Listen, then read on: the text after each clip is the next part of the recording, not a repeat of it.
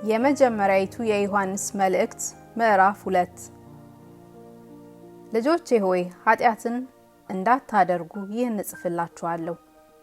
ማንም ኃጢአትን ቢያደርግ ከአብ ዘንድ ጠበቃ አለን፣ እርሱም ጻድቅ የሆነ ኢየሱስ ክርስቶስ ነው። እርሱም የኃጢአታችን ማስተሰሪያ ነው። ለኃጢአታችንም ብቻ አይደለም፣ ነገር ግን ለዓለሙ ሁሉ ኃጢአት እንጂ። ትእዛዛቱንም ብንጠብቅ በዚህ እንዳወቅነው እናስታውቃለን። አውቃለሁ የሚል ትእዛዙንም የማይጠብቅ ውሸተኛ ነው፣ እውነትም በእርሱ ውስጥ የለም። ቃሉን ግን የሚጠብቅ ሁሉ በእርሱ የእግዚአብሔር ፍቅር በእውነት ተፈጽሟል። በእርሱ እንዳለን በዚህ እናውቃለን። በእርሱ እኖራለሁ የሚል እርሱ እንደተመላለሰ ራሱ ደግሞ ሊመላለስ ይገባዋል። ወንድሞች ሆይ ከመጀመሪያ የነበረቻችሁ አሮጌ ትእዛዝ እንጂ የምጽፍላችሁ አዲስ ትእዛዝ አይደለችም። አሮጌይቱ ትእዛዝ የሰማችኋት ቃል ናት። ዳግመኛ አዲስ ትእዛዝን እጽፍላችኋለሁ። ይህም ነገር በእርሱ በእናንተም እውነተኛ ነው። ጨለማው ያልፋልና እውነተኛውን ብርሃን አሁን ይበራል። በብርሃን አለሁ የሚል ወንድሙን የሚጠላ እስካሁን በጨለማ አለ። ወንድሙን የሚወድ በብርሃን ይኖራል፣ ማሰናከያም የለበትም። ወንድሙን የሚጠላ ግን በጨለማ አለ፣ በጨለማም ይመላለሳል፣ የሚሄድበትንም አያውቅም፣ ጨለማው ዓይኖቹን አሳውሮታልና። ልጆች ሆይ ኃጢአታችሁ ስለ ስሙ ተሰርዮላችኋልና እጽፍላችኋለሁ። አባቶች ሆይ ከመጀመሪያ የነበረውን አውቃችኋልና እጽፍላችኋለሁ።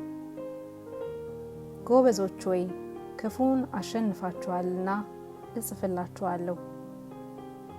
ልጆች ሆይ አብን አውቃችኋልና እጽፍላችኋለሁ።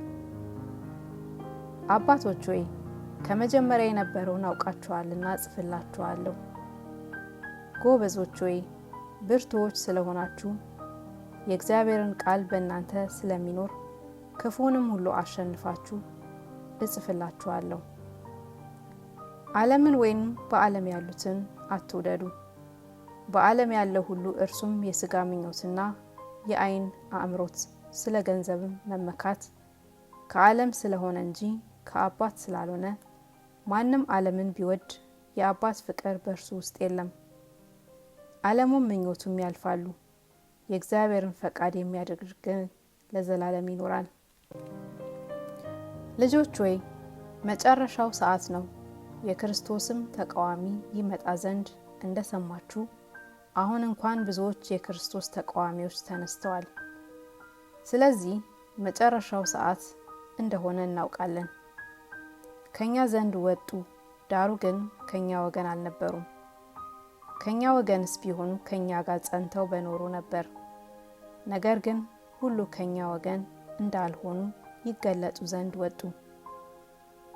እናንተም ከቅዱሱ ቅባት ተቀብላችኋል፣ አሁንም ታውቃላችሁ።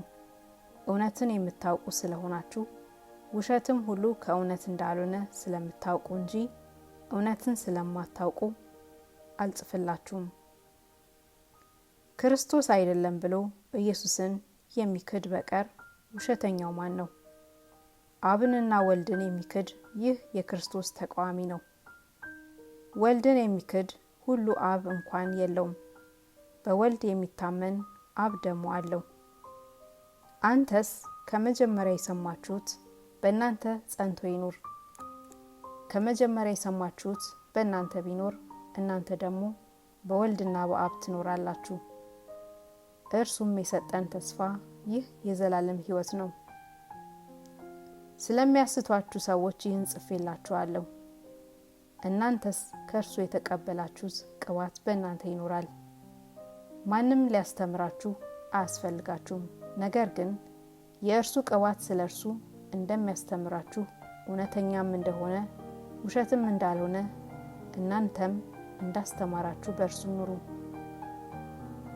አሁንም ልጆች ሆይ በሚገለጥበት ጊዜ እምነት እንዲሆንልን በመምጣቱም በእርሱ ፊት እንዳናፍር በእርሱ ኑሩ። ጻድቅ እንደሆነ ካወቃችሁ ጽድቅን የሚያደርግ ሁሉ ከእርሱ እንደተወለደ እወቁ።